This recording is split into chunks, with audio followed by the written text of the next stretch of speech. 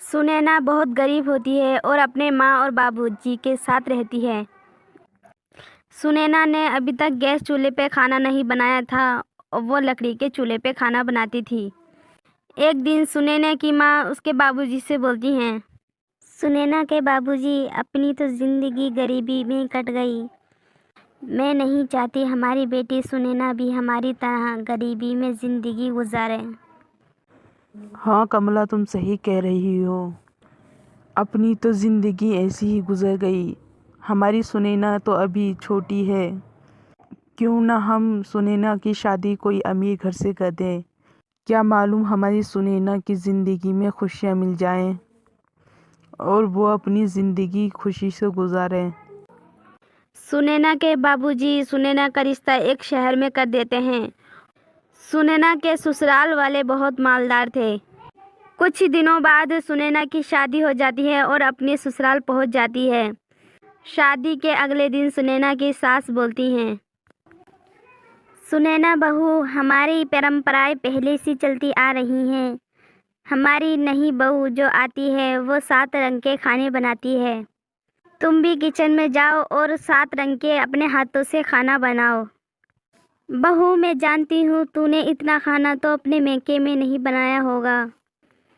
गरीबों को तो 2 वक्त का खाना मिल जाए यही बहुत है। पर हाँ, तू टेंशन न ले, किचन में तेरी जेठानी है, वो साथ में काम करा देगी। सुनैना अपनी सास की बात सुनकर किचन में खाना बनाने चली जाती है। वहाँ पर जेठानी मिलती है और जेठानी से बोलती है, दीदी, माँ 7 रंग के खाने को बोल रही हैं। चलो अपने दोनों मिलके खाना बनाएंगे, जल्दी भी बन जाएगा। सुनैना की ये बात सुनकर उसकी जेठानी बोलती है, ओ महारानी, खाना 7 रंग का बने या 10 रंग का, बनाना तुझे अकेली क्यों है। मैं तो चली अपने कमरे में। जब से मेरी शादी हुई है तब से मैं ही किचन में काम कर रही हूँ। अब तेरी बारी है, अब बना के तू खिलाएगी सबको खाना। सुनैना की जेठानी ये बात कहकर अपने कमरे में चली जाती हैं। सुनैना ने तो अभी तक गैस चूल्हा नहीं जलाया था। गैस चूल्हा जलाते हुए सुनैना डरती है, फिर हिम्मत करके खाना बना लेती है। सब लोग सुनैना के हाथ का खाना खाकर सुनैना के खाने की बहुत तारीफ करते हैं और सुनैना की सास बोलती हैं, सुनैना बहू, इतने कम टाइम में तूने 7 रंग का खाना अकेली ने बना लिया और खाना भी बहुत टेस्टी लग रहा है। पहली बार तेरी जेठानी ने खाना बनाया था, उसने तो पूरा दिन ही लगा दिया था। तभी रोहन बोलता है, हाँ सुनैना, माँ जी सही बोल रही हैं। खाना बहुत ही टेस्टी बनाया है सुनैना तुमने। सब लोगों से खाने की तारीफ सुनकर सुनैना बहुत खुश होती है। उधर सुनैना की जेठानी सुमन जलने लगती है। एक दिन अचानक में सुनैना की सास की तबीयत खराब हो जाती है। सुनैना की सास इस दुनिया से चली जाती हैं। सास के जाने के बाद सुनैना का जेठ और जेठानी दोनों घर और कारोबार अपने नाम कर लेते हैं। सुनैना को और रोहन को इस घर से निकाल देते हैं। रोहन सुनैना से बोलता है, सुनैना, अब हम कहाँ जाएं? हमें भैया और भाभी ने तो हमें धोखा दिया है।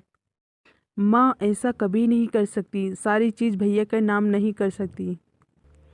मुझे मालूम है ये भैया ने ही चीटिंग करी है, पर हम अभी केस भी नहीं लड़ सकते। हमारे पास तो पैसे भी नहीं हैं। यहाँ शहर के पास में बस्ती है, वहीं जाके रहते हैं अपने, और देखना कुछ न कुछ जुगाड़ कर ही लेंगे। सुनैना की ये बात सुनकर रोहन और सुनैना एक बस्ती में चले जाते हैं। रोहन जी, तुम यहीं बैठो, मैं खाने के लिए कुछ लाती हूँ। सुनैना, अपने पास तो पैसे भी नहीं हैं, तो तुम खाने के लिए कहाँ से लाओगी? ये गांव वाले बहुत दिलेरू होते हैं, यही खाने के लिए हमें कुछ न कुछ दे देंगे। ये शहर वालों की तरह नहीं होते। हाँ सुनैना, तुम्हारे पास तो गैस चूल्हा भी नहीं है, खाना काय पे बनाओगी? देखो जी, आप टेंशन न लो, मैंने अपनी मैके में गरीबी देखी है। मैं लकड़ी के चूल्हे पे खाना बना के दूंगी। फिर सुनैना खाना बना के देती है और रोहन को बहुत पसंद आता है।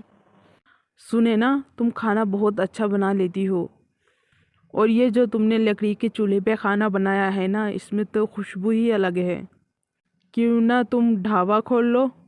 रोहन का यह आइडिया सुनैना को पसंद आता है। फिर वो दोनों एक ढाबा खोल लेते हैं। सब लोगों को सुनैना का खाना बहुत पसंद आता है और उन दोनों का ढाबा बहुत अच्छा चलता है। फिर वो दोनों एक बड़ा सा रेस्टोरेंट खोल लेते हैं। उनके पास इतने पैसे हो जाते हैं, वो अपने भैया और भाभी का केस लड़ते हैं। सरकार की तरफ से उन दोनों को भी जायदाद मिल जाती है। अब सुनैना और रोहन बहुत मालदार हो गए थे और खुशी खुशी रहने लगते हैं।